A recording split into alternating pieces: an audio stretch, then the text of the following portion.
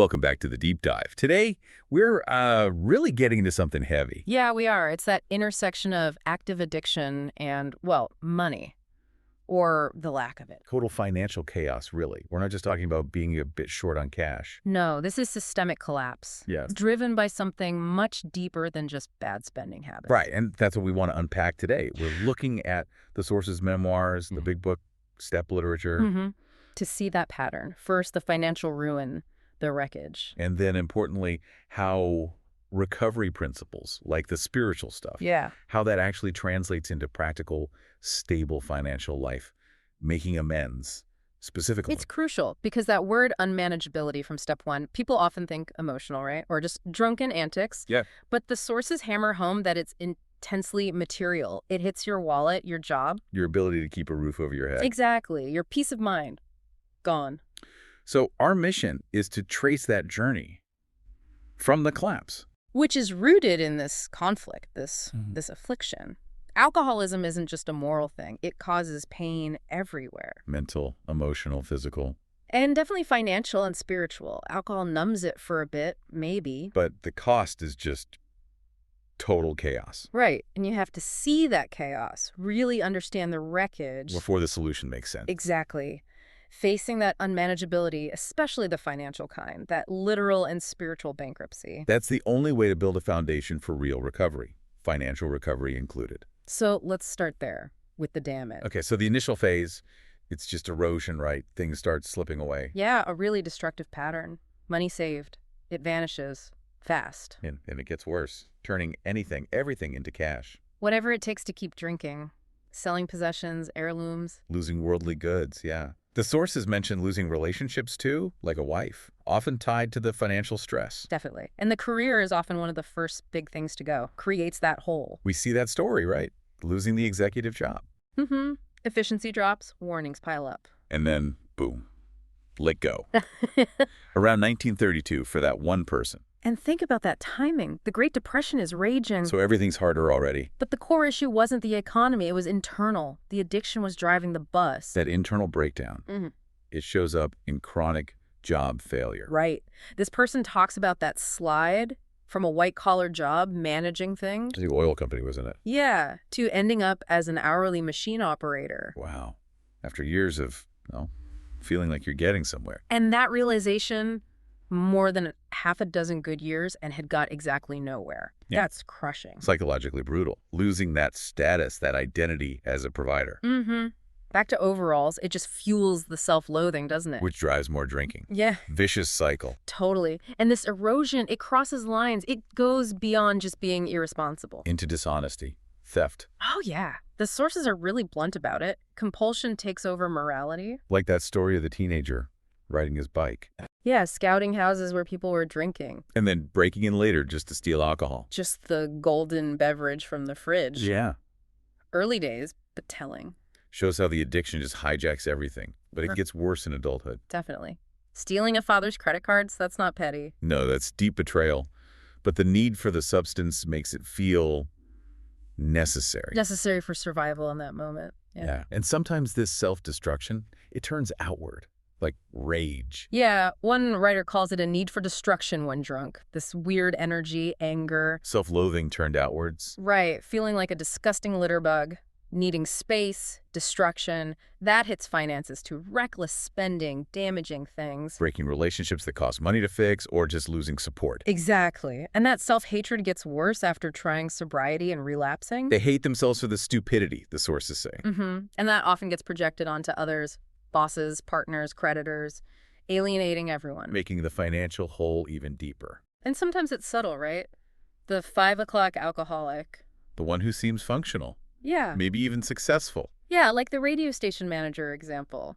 Built a business. Cautious guy. Earns his success, earns his downtime. And the addiction just waits to grab it. 5 o'clock hits, cocktails, then showing up early to meetings just to drink more. So the success just buys more fuel for the fire. Pretty much. A bigger budget for self-destruction. Shows that dual nature, doesn't it? Competent by day, demolished by night. And the alcohol that maybe felt like courage at first Ends up making them terrified. Terrified of everything. Blackouts, stopping, living without it, perpetual fear. And that fear ties right into the money stress. Absolutely. Like the story of high living, then the 29 crash. Wiped out financially. Hated by alcohol, yeah. And instead of facing it... Tries to run away. Moving to New York during the Depression. Right. Hadn't learned to face reality. So even the end of Prohibition didn't help. External changes don't fix internal problems. So the external collapse just makes the internal one faster. You're left feeling like a victim, filled with remorse, self-loathing. But deep down, knowing something's wrong. Losing the narrative of my own life. Mm-hmm. The booze hides it, but the financial mess screams it. And this wasn't rare. Even among early AA members. That story about Warren C. Yeah, in Cleveland. Absolutely broke. But too proud to take car fare. Waited for his kids' caddying tips. Just heartbreaking. Speaks volumes about pride, doesn't it?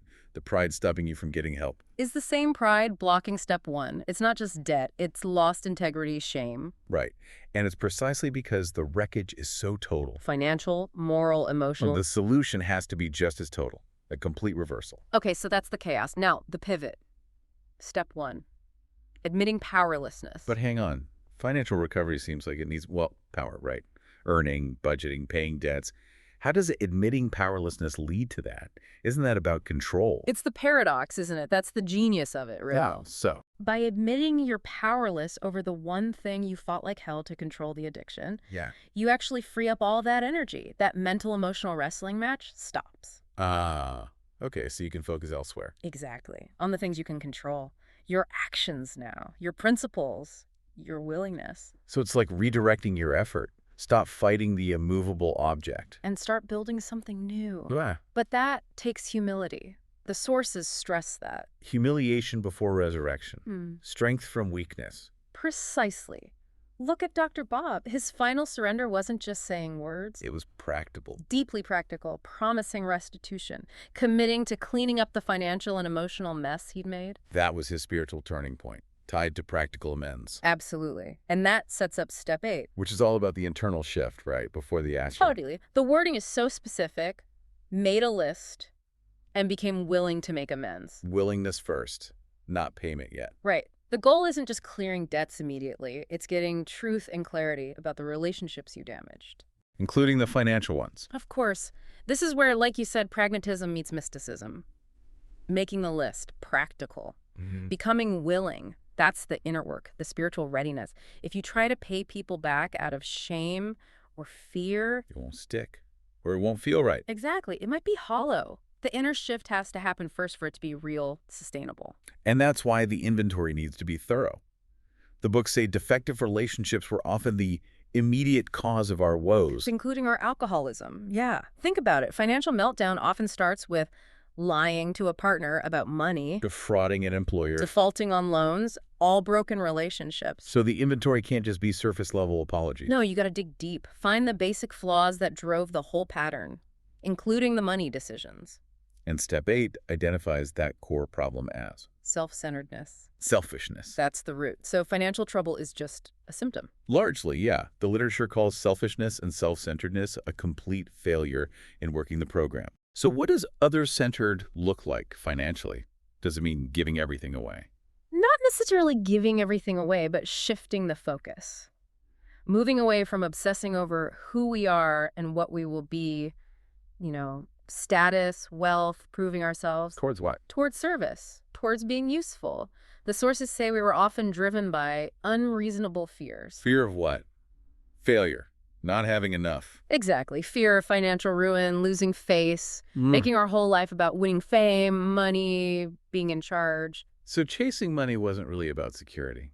It was about hiding insecurity. Bingo. Trying to be number one just covers up that fear. The steps, especially the amends process. Aim to get rid of those unreasonable fears. Yeah. So you can have a serene life, regardless of how much money you actually have. It's a total perspective shift. Right. Like step 3, it wasn't lack of willpower, but misusing it. Right. And step 8 asks for willingness cooperating with something bigger, moving towards right action. Instead of just white-knuckling it, trying to fix a financial mess all by yourself. Exactly. That old self-will approach failed. So you have to see the fear first. The fear that drove the bad decisions. Acknowledge it. Then you can accept that real stability comes from fixing the harm, taking responsibility. Not just trying to frantically earn more money to patch things up. Right. The emotional weight of it all needs a practical financial solution, which brings us straight to step 9, the action. Okay, step 9, making direct amends. This is where the rubber meets the road, financially speaking. It really is. But notice how it's done. It's the polar opposite of the chaos before. Not impulsive. Not at all. It's calculated, strategic even, disciplined. The sources list the qualities needed, right? Yep. Good judgment, a careful sense of timing, courage, and prudence. Skills that were pretty much gone during active addiction. Completely wiped out, so the recklessness has to stop. It's replaced by deliberate, careful action. Why is timing so important with money amends? If you owe someone, wouldn't they want it back ASAP? They might, but good judgment means waiting until you can make the amends without causing more harm. Harm to who? Them or you? Could be either. Harm to yourself included. If you pay back a big debt immediately, but it means you lose your apartment or can't eat. You destabilize your own recovery. Exactly. Which jeopardizes your ability to pay back anyone in the long run. So prudence might mean setting up a payment plan or waiting until you're solidly sober and employed. Okay, that makes sense. Which leads to the big caveat. Make amends directly, except when to do so would injure them or others. Huge ethical consideration. How does that play out with money? Is paying back money ever injurious?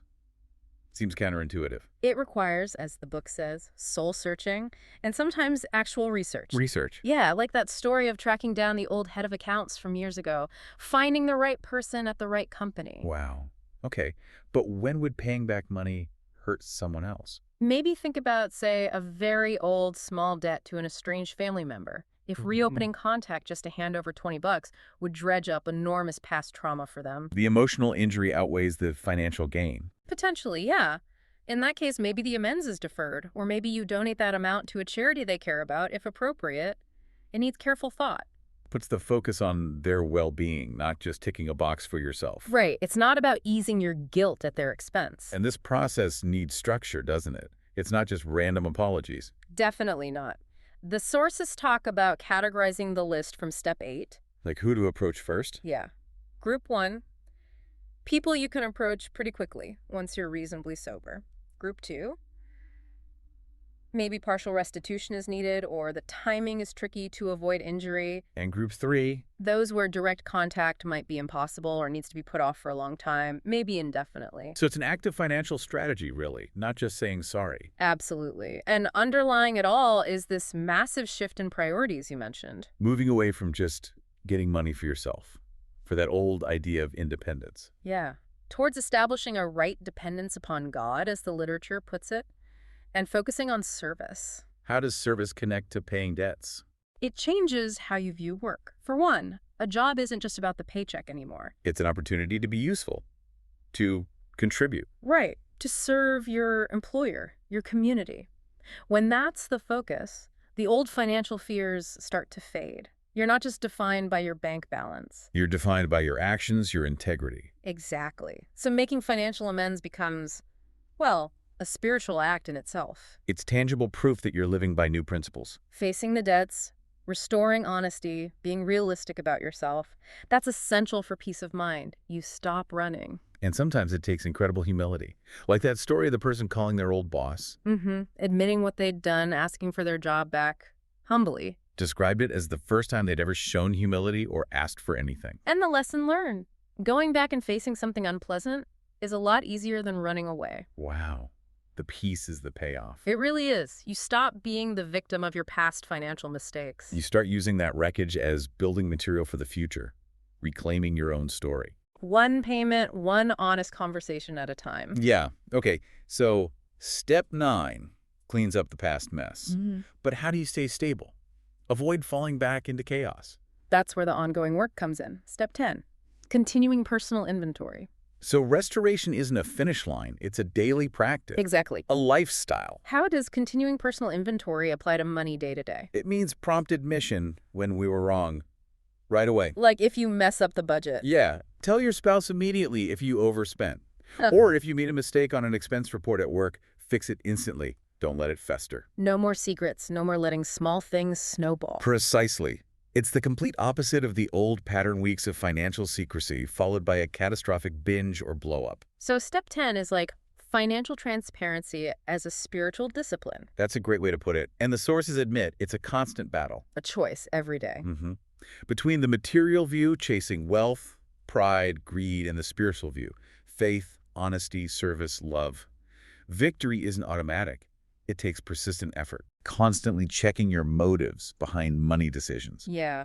Am I doing this out of fear or out of service? We talked about how fear hijacks natural instincts, like the desire for security. Right. Dishonesty twists that instinct into frantic, unreasonable financial fears, made peace impossible. Does practicing the steps actually heal that instinct? It seems to restore it to its proper purpose. When you're living honestly, serving others. Security comes from somewhere else. From your connection to principles, to a higher power, maybe? From right action, not just the number in the bank account. That frantic chase for money starts to ease off. And this idea of financial integrity, it's not just personal, is it? It's built into AA's structure. Absolutely. Tradition 7, crucial. Every AA group ought to be fully self-supporting, declining outside contributions. It's a mirror for the individual journey, reinforces responsibility, integrity at the group level, teaches that relying on big outside donations, perilous wealth, they call it, can actually threaten the spiritual mission. Exactly. And historically, they learned this the hard way. The early publishing efforts, Works Publishing, they struggled. Well, yeah. And there was strong resistance inside AA to getting into complex finances or taking big outside money. Even when it was offered. Like from Rockefeller. John D. Rockefeller Jr. was supportive, but one of the trustees, Mr. Scott, asked that key question, won't money spoil this thing? That caution, that wariness, it forced them towards self-reliance. Yes.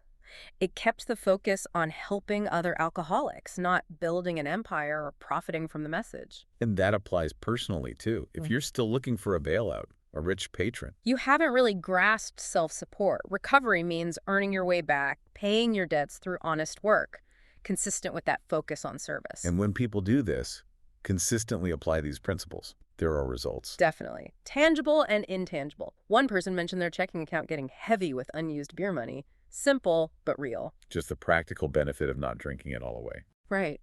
And happiness, stability return.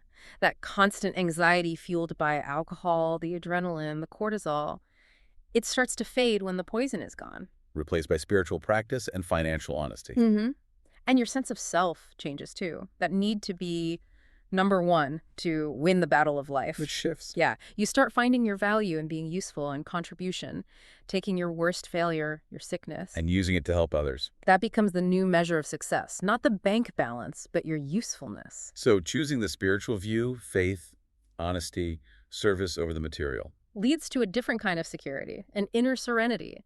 The sources describe it as being unruffled, like the depths of the sea. That peace is the real payoff. Yeah. More valuable than money. Absolutely. So this whole journey, wow, from breaking in to steal beer or maxing out dad's credit cards. To meticulously tracking down old contacts to pay back debts. It's a total transformation, financial, spiritual, everything, applying these principles systematically. Yeah. To get material security, sure, but more importantly, open honesty, peace. You could say the real success isn't just getting out of debt or even getting wealthy. No, it's getting rid of those unreasonable fears. Yeah. The ones that made a peaceful life totally impossible before. Okay, so maybe the thought for you listening is this.